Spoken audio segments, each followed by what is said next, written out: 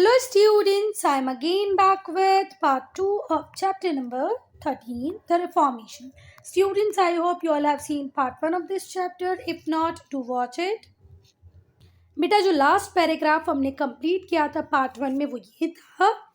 Part 2 हम start करेंगे Martin Luther and Protestant reformation से. ठीक है बात. तो पार्ट 1 में हमने यहाँ तक कंप्लीट कर लिया था. पार्ट 2 हम स्टार्ट करेंगे किससे? मार्टिन लूथर और प्रोटेस्टेंट रिफॉर्मेशन से. तो भाई वो हर व्यक्ति जो चर्च की अथॉरिटी से परेशान था, चर्च की प्रैक्टिसेस से परेशान था, उसने क्या करना स्टार्ट कर दिया? रिवोल्ट करना स्टार्ट कर दिया. और ऐसे लोगों को फिर वहाँ क्या कहा जाने लगा? प्रोटेस्टेंट. तो आई बात समझ में? वो हर व्यक्ति जो रोमन कैथोलिक चर्च से परेशान था, चर्च की प्रैक्टिसेस से ऊब गया था, उसने रिवोल्ट किया. और रिवोल्ट किया तो ऐसे सारे लोगों को क्या कहा गया? प्रोटेस्टेंट. रिवोल्ट का मतलब क्या होता है बेटा? विद्रोह. ठीक है. जो चर्च के अगेंस्ट में जाके खड़े हो गए उन्हें क्या कहा गया? प्रोटेस्टेंट.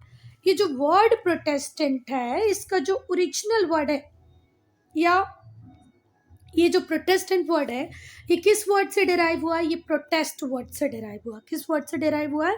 प्रोटेस्ट वर्ड से डिराइव हुआ है, जो हर उस व्यक्ति पे अप्लाई होता है जिसने अपने आप को रोमन कैथोलिक चर्च से क्या कर लिया है?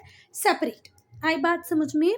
वो हर व्यक्ति जो रोमन कैथोलिक चर्च से अपने आप को अलग कर लेता है, उनके अगेंस्ट में रिवोल्ट करता है, उस हर व्यक्ति को क्या कहा गया? प्रोटेस्टेंट. और इस पूरे मूवमेंट की लीडरशिप किसके पास थी बेटा? मार्टिन लूथर के पास थी. ठीक हुई बात?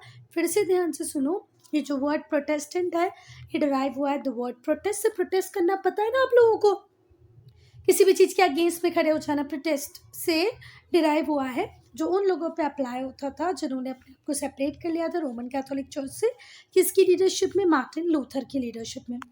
अब हम लूथर्स के बिलीव्स को, डॉक्ट्राइन्स को पढ़ेंगे. तो बेटा जो मार्टिन लूथर है ये एक पीजन फैमिली को बिलोंग करते थे, और ये जो किसानों की पीजन की फैमिली थी ये कहाँ रहती थी? सैक्सोनी में.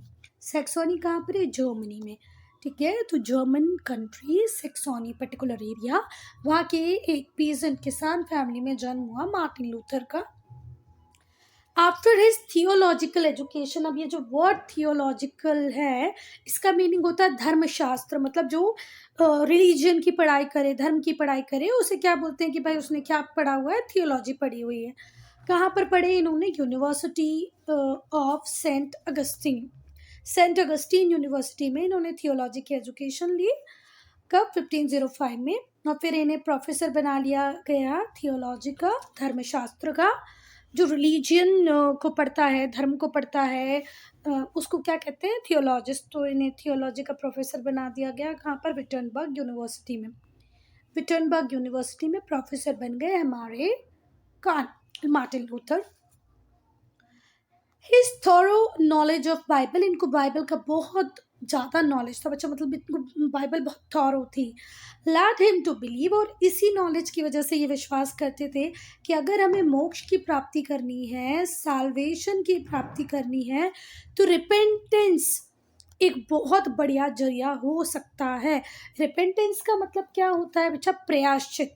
अगर आपसे चलो भूल चूक में कोई गलती हो भी गई है और अगर आप उसका प्रायश्चित कर लेते हो, आप अपने मन से इस बात को मान रहे हो कि भाई चलो मुझसे गलती हो गई थी पर अब आगे मैं ऐसी कोई गलती नहीं करूँगा, तो ये जो रिपेंटेंस है इसे क्या कहते हैं? पश्चाताप. क्योंकि इन्हें बाइबल का थॉरो नॉलेज था तो इस बात को समझ गए थे, इस बात पे विश्वास करते थे कि अगर हमें साल्वेशन अटेन करना है, अगर हमें मोक्ष की प्राप्ति करना है, तो रिपेंटेंस के थ्रू ये हो सकता है. रिपेंटेंस का मतलब क्या होता है? पश्चाताप. From confession flow. Repentance confession से प्रायश्चित, पश्चाताप हम करेंगे और पश्चाताप से फॉरगिवनेस आएगी, हमें माफ़ कर दिया जाएगा. ठीक है. रिपेंटेंस का मतलब क्या होता है? पश्चाताप. पश्चाताप आप करोगे तो आपको माफ़ी मिलेगी, ऐसा विश्वास था किसका? मार्टिन लूथर का. और मार्टिन लूथर कहते थे भाई कि जो साल्वेशन है, मोक्ष की प्राप्ति है, जो स्वर्ग में जाने का सपना हम देख रहे हैं, ये तो गिफ्ट है गॉड का. And can be had if the penance be done. अगर हम प्रायश्चित कर लें, पश्चाताप हम कर लें, तो हमें ऑब्वियसली बात है साल्वेशन, मोक्ष की प्राप्ति हो जाएगी. अब जो ट्विस्ट इनकी लाइफ में आया वो कहाँ से आया? वो लाने वाले एक व्यक्ति थे जिनका नाम था टेडजिल. अब टेटजेल को जर्मनी भेजा गया कि जाओ तुम जर्मनी जाओ, है ना। पोप ने टेटजेल को कहाँ भेजा, जर्मनी भेजा कि जाओ और वहाँ पर सेल करो इंडल्जेंसेस को। Offered pardon to everybody who paid money, और वहाँ पर जाके हर उस व्यक्ति को बोलो कि अगर आपको मोक्ष में जाना है तो पहले तो आपको आपके पापों से मुक्ति मिलनी चाहिए, और अगर आपको आपके पापों से मुक्ति चाहिए तो आप इंडल्जेंसेस बाय कर लो। क्योंकि पोप ने टेटजेल को ये समझा के भेजा था कि वहाँ पर इतनी इंडल्जेंस को सेल करो, इतना पैसा इकट्ठा करो कि हम लोग बहुत बढ़िया बेसिलिका बना पाए, है ना। तो टेटजेल अपने एम को ले आए और इंडल्जेंस को सेल करने लगे। किसको लेकर, पैसे को लेकर। मतलब तुमने कोई भी पाप किया है, तुम थोड़ा सा पैसा चर्च को दे दो और तुम पाप मुक्त हो जाओगे। Luther question Tetzel's authority to sell indulgences. अब लूथर एक तो अच्छे खासे एजुकेटेड, धर्मशास्त्र को पढ़ा, बाइबल का नॉलेज रखने वाले, उन्होंने टेटजेल से पूछ लिया भाई तुम्हें क्या अथॉरिटी है कि तुम इंडल्जेंसेस को सेल करो, है ना, ये तो कोई बात ही नहीं हुई। And he had at once the moral support of many princes and ordinary people alike. और इस बात को सपोर्ट करने के लिए, मार्टिन लूथर को सपोर्ट करने के लिए उस टाइम के बहुत सारे और ऑर्डिनरी लोग भी थे, बहुत सारे प्रिंसेस भी थे। देखो, क्योंकि एक गरीब सोचता है कि अगर मेरे पास पैसे नहीं है तो मुझे साल्वेशन कभी नहीं मिलेगा, क्योंकि मैं इंडल्जेंसेस खरीद ही नहीं पाऊंगा। पर हर रिच व्यक्ति जिसके पास पैसा है वो कितने भी पाप करे पर इंडल्जेंसेस खरीद लेगा, और कहाँ चला जाएगा, स्वर्ग में चला जाएगा। तो कुछ बहुत सारे ऑर्डिनरी लोग भी मार्टिन लूथर के साथ में थे, बहुत सारे प्रिंसेस भी मार्टिन लूथर को सपोर्ट कर रहे थे। अब लूथर का दिमाग इस सेल ऑफ इंडल्जेंसेस से इतना खराब हो जाता है कि अब वो थीसिस लिखना स्टार्ट करेंगे, लूथर्स थीसिस। व्हेन लूथर विजिटेड रोम, जब लूथर ने रोम को विजिट किया, he was grieved to witness the worldliness of the pope। वहाँ पर उन्होंने पोप की जो वर्ल्डलीनेस देखी, जो प्लेजर लाइफ पोप देख रहे थे उसको देखा, क्लर्जी का अति मतलब भोगी जीवन देखा, मतलब बहुत ही विलासिता वाला जीवन देखा, लग्जरी वाला जीवन देखा। तो 1517 में इन्होंने नेल किया। नेल करना मतलब खिल्ली ठोक देते हैं, खिल्ली हम लगा देते हैं ना दीवार में, उसको क्या बोलते हैं, नेल्ड करना, है ना। तो इन्होंने जो कैसल चर्च था विटनबर्ग में, उसके दरवाजे पर अपनी 95 थीसिस, अपने स्टेट्समेंट को वहाँ पर नेल्ड कर दिया, है ना। मतलब जैसे ये रहा मेरे लिखे हुए 95 थीसिस, और इसको मैंने जाके वो जो बड़ा सा दरवाज़ा था उसके ऊपर नेल्ड कर दिया, मतलब ठोक दिया, ठीक है। क्या इतनी बातें समझ में आ गई? Which he thought people should know and think about carefully. और ये 95 थीसिस में हर वो बात थी जो मार्टिन लूथर चाहते थे कि लोग जानें, लोग केयरफुल एनालिसिस करें उस बात का, केयरफुली उस बात को सोचें, विचारें, लॉजिकली उस बात के ऊपर थिंक करें। The first thesis was when our Lord and Master Jesus Christ से, जब हमारे जीसस क्राइस्ट कह रहे हैं रिपेंट, मतलब प्रायश्चित करना है, तो इनका मतलब है कि आपका पूरा जीवन किस में ही जाना चाहिए, प्रायश्चित में जाना चाहिए। और दूसरे जो स्टेटमेंट इसमें लिखे गए थे वो इसी थीसिस का एलाबोरेशन थे। लूथर ने क्वेश्चन किया कि पोप के पास ये पावर कहाँ से आती है, प्रीस्ट के पास पावर कहाँ से आती है कि वो हमारे सिंस को, हमारे पापों को माफ़ कर दे। ऑफ ऑल हु पेड, जो पेड कर पाए उसके पाप को माफ़ करने की शक्ति पोप को किसने दी है, regardless of whether they are sincerely regretted their action और नॉट।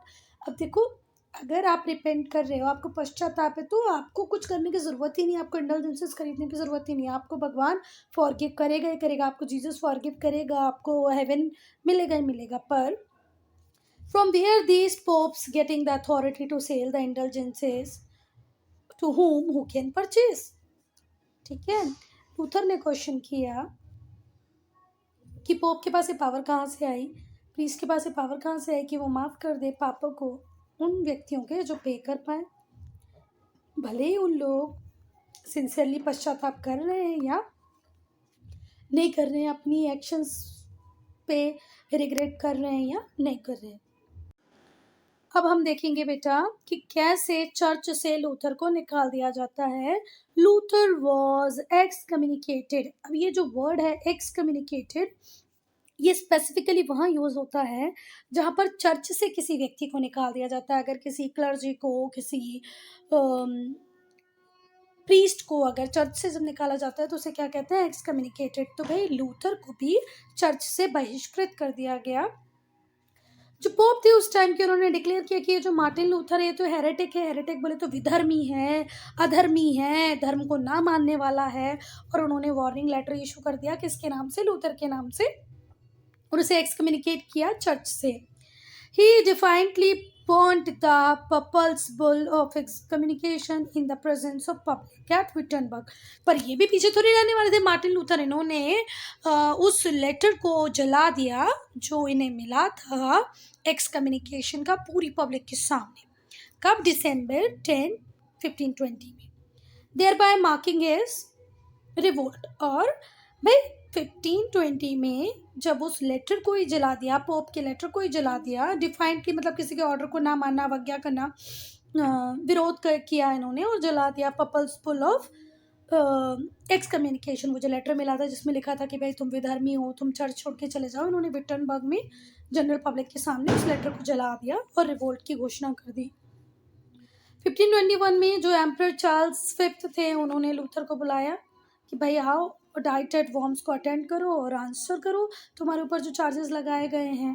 पोप ने जितने भी चार्जेस तुम्हारे ऊपर लगाए हैं उसके लिए तुम आओ और आंसर करो। ठीक है, 1521 में एम्परर चार्ल्स फिफ्थ ने किसको बुला लिया अपने कोर्ट में? डाइटेड वॉर्म्स में चार्ल्स फिफ्थ ने बुला लिया किसको?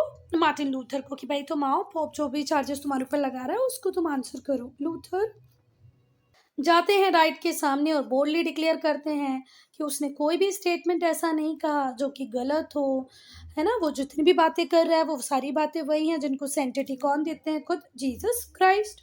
अब भैया जो राजा थे वो इस बात से बड़े परेशान हो गए कि भाई ये तो कैसा आदमी है, झुकने को ही तैयार नहीं है, उल्टी सीधी बातें कर रहा है। तो एम्परर ने भी लूथर को हेरेटिक मतलब विधर्मी अधर्मी करार देकर उनके अरेस्ट का ऑर्डर दे दिया। पर बहुत सारे प्रिंस ऐसे थे और बहुत सारे जो जनरल पब्लिक थी जर्मनी की जो लूथर को सपोर्ट कर रही थी। जो फेडरिक द वाइस थे, ड्यूक ऑफ सैक्सनी, उन्होंने लूथर की लाइफ को सेव किया by forcing him to hide. और लूथर से कहा कि तुम तो छुप जाओ भैया, तुम्हारी जान हमारे लिए बहुत ज़रूरी है। किसने कहा? ये फेडरिक द वाइस ने। लूथर ने पूरा 1 साल अकेले कैसल में गुजारा और इस टाइम में इन्होंने होली बाइबल को ट्रांसलेट कर दिया लैटिन से जर्मन में। अच्छा, उस टाइम मैंने आपको ग्रीक बोला था ना शायद, हाँ, पर शायद शुरुआत में ग्रीक में लिखी गई होगी फिर लैटिन में लिखी गई होगी, देख लेना एक बार, गूगल पे सर्च कर लेना। तो जो 1 साल उन्हें कैसल में अकेले गुजारने को मिला, तो ये वहाँ पर उन्होंने अकेले नाना प्रकार के विचार करते हुए आत्महत्या करना सोचा और बड़े ही प्यार से अपने टाइम को यूटिलाइज किया और बाइबल को लैटिन से जर्मन में ट्रांसलेट कर दिया। बहुत सारे जो जर्मन प्रिंसेस थे उन्होंने इस रिवोल्ट के बैनर को और ज़्यादा उठाया और चर्च के सामने जाके खड़े हो गए।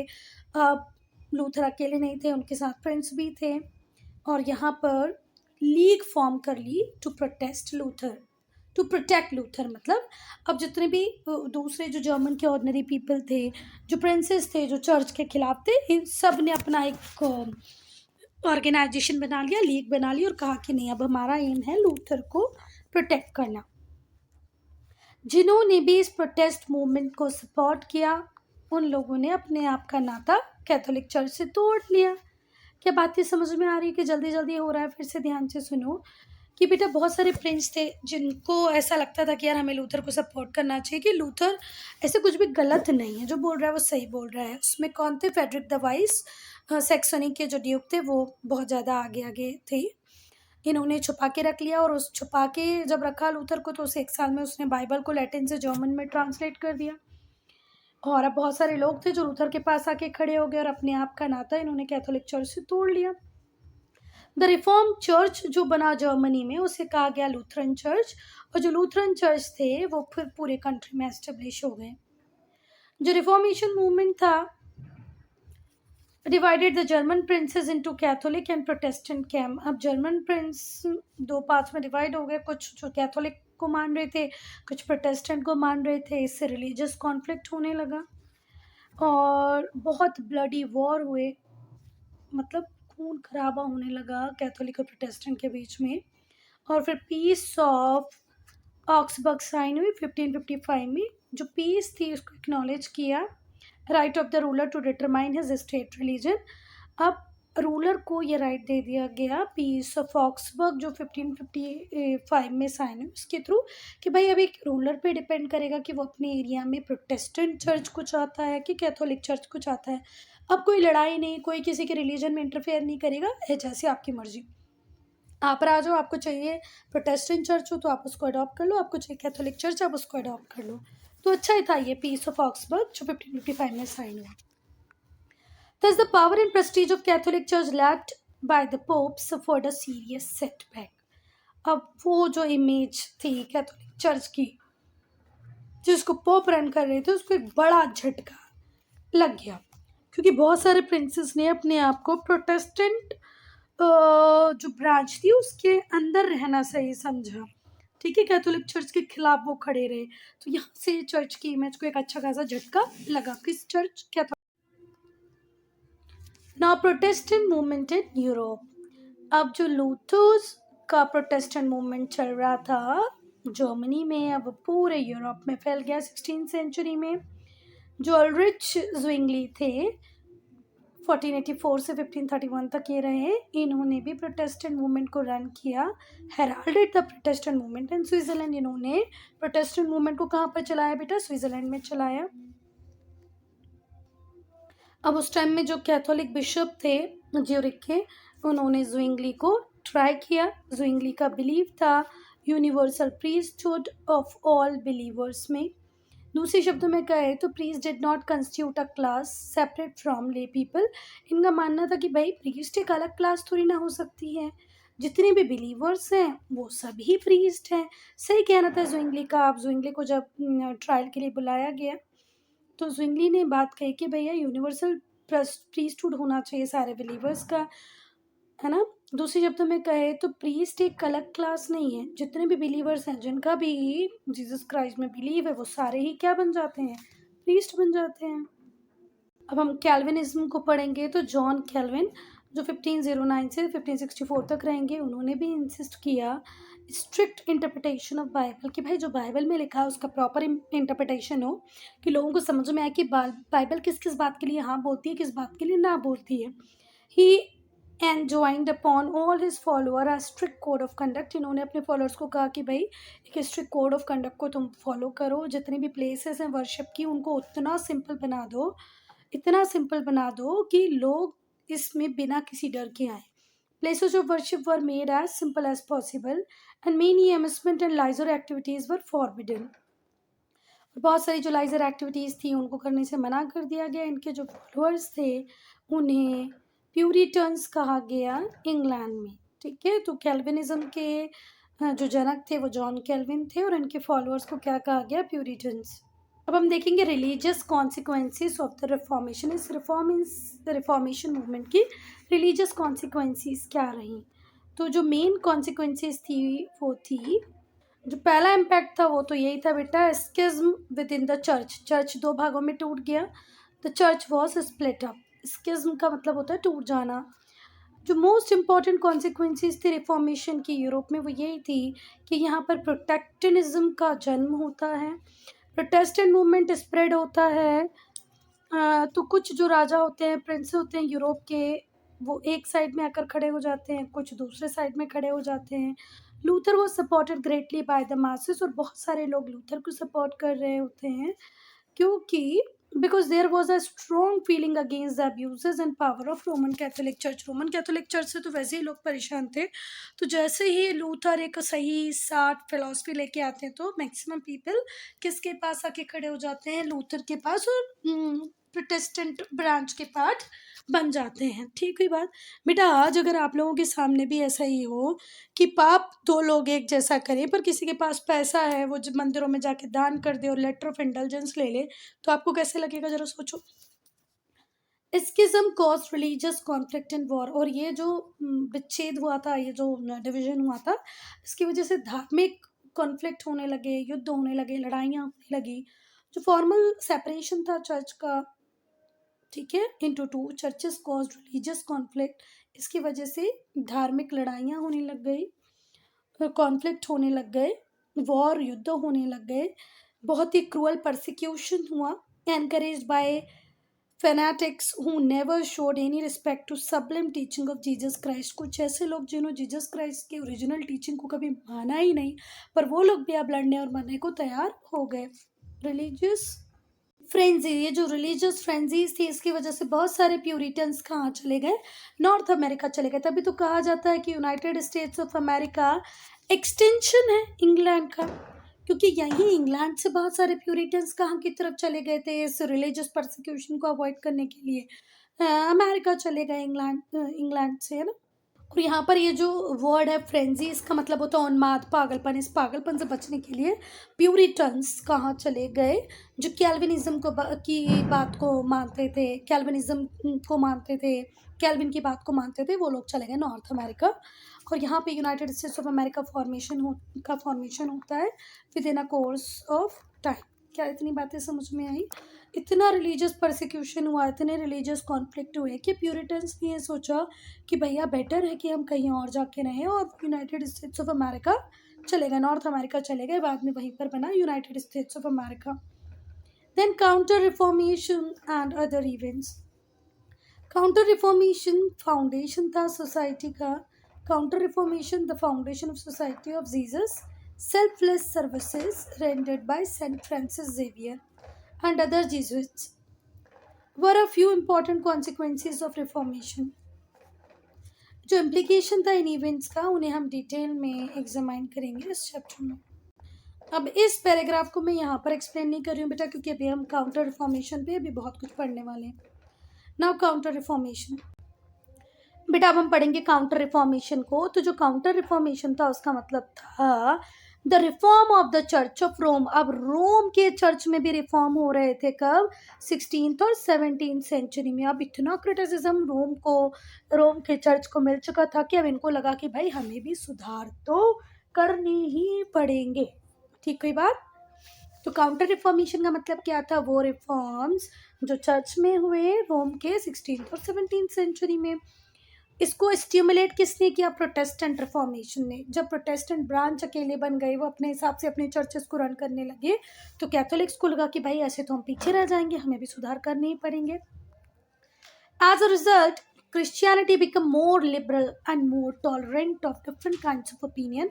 और इस तरीके से आज जिस क्रिश्चियनिटी को हम देख रहे हैं, वो क्रिश्चियनिटी हमें इतनी अच्छी इसलिए लगती है क्योंकि बेटा ये काउंटर रिफॉर्मेशन के बाद क्रिश्चियनिटी बहुत लिबरल हो गई, बहुत टॉलरेंट हो गई, है ना। डिफरेंट काइंड्स के ओपिनियंस को वो आत्मसात करने लगी, बर्दाश्त नहीं मतलब टॉलरेट करने लगी, है ना। उनको समझने लगी, जानने लगी, सोचने लगी।